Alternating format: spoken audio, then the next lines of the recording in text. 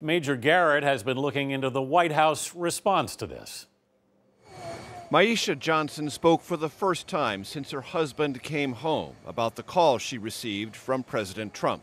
The president said that he knew what he signed up for, but it hurts anyways. He couldn't remember my husband's name. Mr. Trump said on Twitter the conversation was respectful and that he spoke Johnson's name from the beginning, without hesitation. Johnson's widow disagreed. The only way he remembered my husband's name because he told me he had my husband report in front of him. Mrs. Johnson is a constituent and friend of Congresswoman Frederica Wilson, a member of Congress since 2011 and before that the Florida legislature. Wilson listened to the president's call last week and accused him of insensitivity, prompting a barrage of White House criticism that persisted through the weekend. The president described her 3 times on Twitter as wacky. Press Secretary Sarah Huckabee Sanders. More simply, as we say in the South, all hat, no cattle. And Chief of Staff John Kelly piled on. Even for someone that is that empty a barrel, we were stunned.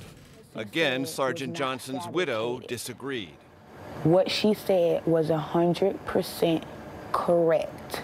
Mrs. Johnson was asked if she had anything to say to the president. Nah, I don't have nothing to say to him.